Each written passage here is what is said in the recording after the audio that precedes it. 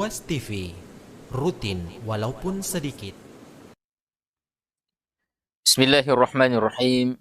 Assalamualaikum warahmatullahi wabarakatuh. Alhamdulillahi rabbil alamin. Wassalatu wassalamu ala ashrafil anbiya'i wal mursalin. Sayyidina Muhammadin wa ala alihi wa ashabihi ajma'in. Amma ba'd. Pemirsa Ruas TV dimanapun berada yang dimuliakan oleh Allah subhanahu wa ta'ala. Kita bersyukur kepada Allah subhanahu wa ta'ala di malam hari ini. Allah tak henti-hentinya senantiasa memberikan kepada kita karunia, kesehatan, kesempatan. Sehingga kita bisa bertemu lagi lewat layar kaca Ruas TV dalam program belajar tentang Al-Quran. Tak lupa kita berselawat kepada Rasulullah sallallahu alaihi wasallam. Beliaulah yang telah mengajarkan kita tentang Al-Quran ini. Beliaulah yang menjadikan umat ini menjadi umat yang mulia. Rasulullah mengatakan, innallaha yarfa'u bihadzal kitabi aqwaman wa yadau akharin. Sesungguhnya Allah mengangkat suatu kaum dengan kitab ini, begitu pula Allah menghinakan suatu kaum juga dengan kitab ini. Sejauh mana kita dekat dengan kitab ini, kita mempelajarinya, kita mentadabburinya, kita mengamalkannya dan mendakwahkannya, maka sejauh itu Allah akan muliakan kita, dan sejauh mana kita menghinakannya, meninggalkannya, tidak mempelajarinya, tidak mentadabburinya dan tidak mengamalkannya, maka sejauh itu pula Allah menghinakan kita.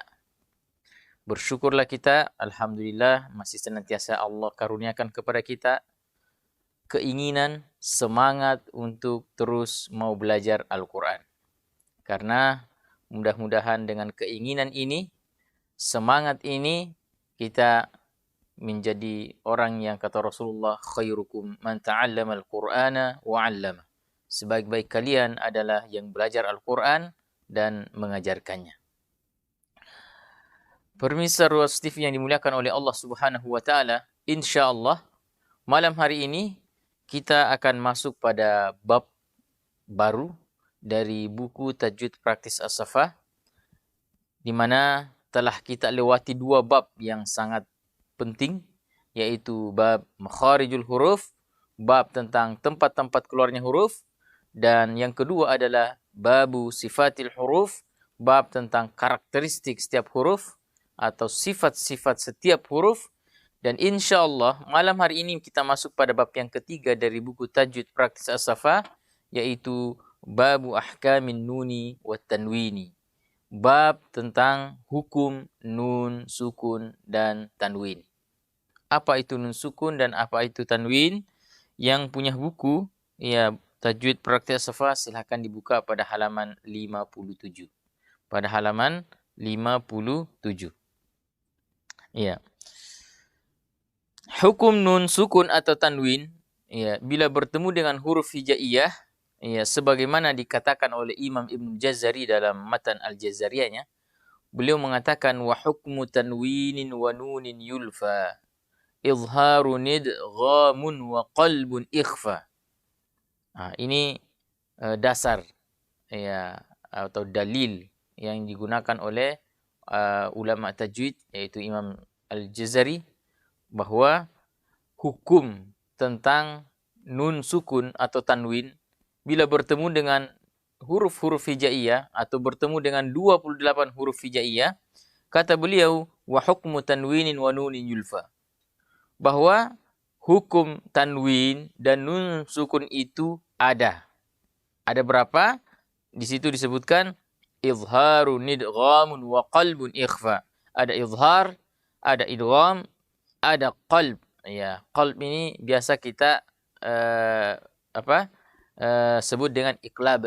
Jadi qalb, Imam Jazari menyebut dengan qalb. Kemudian yang keempat adalah ikhfa. Jadi hukumnya, kata Imam Ibnu Jazari, ketika ada nun sukun dan ada tanwin bertemu dengan 28 huruf hijaiyah nanti, kata Imam Ibnu Jazari, hukumnya hanya ada 4. Hukumnya hanya ada 4. Inilah yang mesti harus kita mengerti, Inilah yang mesti harus kita pahami. Iya. Karena hukum ini sangat banyak sekali terjadi dalam bacaan Al-Quran kita. Iya. Sangat banyak sekali bacaan nun sukun dan tanwin yang akan kita temukan dalam bacaan-bacaan Al-Quran kita. Alangkah banyaknya kesalahan yang kita lakukan ketika hukum ini kita tidak pahami. Iya. Ketika hukum ini kita tidak pahami. Maka mari kita jelaskan satu persatu tentang hukum ini. Ya. Kita lihat dulu definisi daripada hukum ini. Apa definisi nun sukun dan tanwin? Apa itu nun sukun dan apa itu tanwin? Ya. Nun sukun, ya. Apa nun sukun dan tanwin? Ya. Nun sukun adalah nun yang berharakat sukun. Ya, jadi seperti di sini ada nun sukun, ini juga di sini di dunia ada nun sukun. Ya. Nun sukun adalah nun yang berharakat sukun. Ya. Atau biasa diistilahkan nun mati.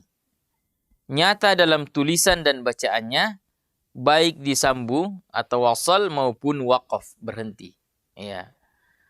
Sehingga tidak dapat dibunyikan kecuali diawali huruf lain atau huruf yang hidup, yang berharakat, baik fathah, dhamma atau kasrah. Iya. Saya ulangi, definisi nun sukun adalah nun yang berharakat sukun, ya, nyata dalam tulisan dan bacaannya. Nyata tulisannya ada. Ini ada huruf nun, ini juga nun, dan ini juga nun. Tulisannya ada. Kenapa tulisannya ada? Karena biasanya nun sukun itu disebut dengan nun asli. Ya, sukun disebut dengan nun asli. Biasanya nun asli itu adalah bagian dari kata itu. Ya, jadi an'amta, ya, bagian dari an'amta. Ya, bukan tambahan. Jadi nunnya ini bukan tambahan, tapi nun asli pada kalimat ini.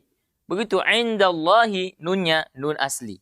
Ya, sehingga disebut nun sukun atau biasanya nun asli. Fid dunya, nunnya nun asli. Iya, dan harakatnya sukun. Itulah yang disebut dengan nun sukun. Ya, terkadang nanti kita temukan dalam mushaf Al-Quran ada yang seperti ini, ada sukun di atasnya. Sukun ini adalah kepala kha. Ya, jadi aslinya khafif, ya, lalu kemudian dipotong kepalanya kha saja yang diambil, jadilah nun ini, sukun ini. Ya, kemudian nanti kita temukan ada nun sukun tapi tidak ada sukunnya di atas.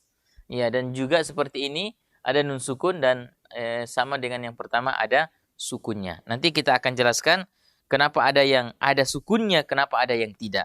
Ya. Yang jelasnya bahwa nun sukun itu adalah nun yang tidak berharakat.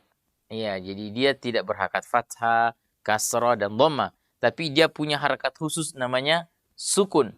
Dan sukun ini berasal dari kepala kha yang artinya khafif. Nyata dalam tulisan dan bacaannya. Ya, tulisannya ada dan bacaannya, makhrajnya kita rasakan kalau kita membaca an'amta. An, rasakan makhrajnya di mana? Ujung lidah bertemu dengan langit-langit depan. Itulah makhrajnya nun. Jadi nyata tulisannya ada, nyata bacaannya, makhrajnya ada. Itulah nun sukun. Baik disambung, ya, jadi umpama kita sambung ini bacaan an'amta, ya, maupun kita waqaf, umpama berhenti an, ya, dia tetap sukun. Itu namanya nun sukun. Ya, semua indallahi ketika disambung, ya, indallahi ketika kita waqaf, tetap dia sukun. Ya, itulah nun sukun. Ya, dan nun sukun tidak bisa dibaca kecuali ada huruf yang hidup sebelumnya. Contoh ini, an'amta. Lalu kita buang hamzahnya. Tidak bisa. Indallahi dibuang ainnya. Sehingga nunnya yang sukun. Indallahi tidak bisa. Harus ada huruf hidup sebelum nun sukun. Itulah nun sukun. Iya. Kalau tanwin bagaimana? Tanwin, definisi tanwin, ya, adalah nun tambahan yang bertempat di akhir isim. Iya, jadi artinya dia bukan nun asli. Ya, seperti tadi. Ya, bukan nun asli, tapi dia adalah nun tambahan. Definisinya adalah tanwin adalah nun tambahan yang bertempat di akhir isim. Nah, ini lebih kita paham ketika kita sedikit belajar bahasa Arab. Ya, jadi kalimat bahasa Arab itu ada 3. Ada yang disebut dengan isim, ada yang disebut dengan fi'il, dan ada yang disebut dengan huruf. Ya, jadi isim itu biasa diartikan dengan kata benda. Fi'il diartikan dengan kata kerja. Dan huruf artinya selain kata benda dan kata kerja. Biasa diartikan sebagai kata sambung. Iya, itu huruf. Iya, baik. Adapun tanwin ini adalah nun tambahan yang bertempat di akhir kalimat isim. Jadi tidak ada tanwin di kalimat fi'il. Iya, seperti mama kalimat fi'il, yaf'alu sedang bekerja, ya'kulu sedang makan. Tidak mungkin, tidak pernah ada bacanya ya'kulun atau ya'kulin atau ya'kulan. Pasti ya'kulu. Ya, tidak menerima tanwin kalau fi'il. Tapi kalau isim, itulah tandanya isim, dia ada tanwinnya. Umpama apa seperti ini meja. Ya, maktabun. Tidak bisa dibaca maktabu. Kapan dibaca maktabu? Ketika ada alif lam di depannya. Al-maktabu. Tidak boleh dibaca al-maktabun. Ya. Tapi ketika dia sendiri, ya, ini qalamun. Ada tanwinnya terakhir. Ya. Buku, kitabun. Ya. Semua apa kalimat yang ada tanwinnya itu namanya kalimat isim. Iya, apa saja. Iya. Apa saja yang di akhirannya ada tanda tanwin, ya mau fathatain, kasratain, dhammatain, maka dalam ilmu bahasa Arab itu namanya isim, kalimat isim. Tanwin adalah nun tambahan yang bertempat di kalimat isim itu. Ya. Secara tidak nyata dalam tulisannya tapi nyata dalam bacaannya. Ingat, tidak nyata dalam tulisannya tapi nyata dalam bacaannya. Artinya dalam tulisannya tidak ada nun di situ tapi dalam bacaan ada. Contoh. Ya. Lafaz seperti ya yang punya buku di halaman 58. Ya. Contoh seperti rahimun. Ini ada dhammatainnya di atas. Ya, tanwin namanya ini. Ya. Rahimun. Ya. Ingat tadi definisi tanwin. Tanwin adalah nun tambahan yang ada di akhir kalimat isim ini. Tidak nyata tulisan. Tulisannya tidak ada nun di sini. Tapi nyata bacaan. Kita baca rahimun. Mati nun. Rahimun. Ya. Berarti ada nunnya dalam bacaan. Tapi dalam tulisan tidak ada nun. Itulah sehingga didefinisikan nun tambahan yang ada nun tambahan yang ada di akhir kalimat isim tidak nyata tulisan tapi nyata bacaan. Iya. Apa sambungan definisinya? Iya. Nampak saat wasal artinya ketika kita sambung bacaan ini maka dia tetap ada tanwin itu. Namun ketika kita berhenti maka hilang itu nun. Contoh umpama kita baca umpama di sini aliman umpama tadinya aliman hakima. Disambung. Ya. Aliman hakima. Maka aliman masih kita ada nun. Aliman hakima. Nunnya tetap ada, nyata dalam tulisannya nunnya masih tampak. Tapi kalau kita berhenti alima, hilang nun. Rahimun, kalau kita berhenti rahim. Bukan lagi mati nun. Baitin, berhenti bait.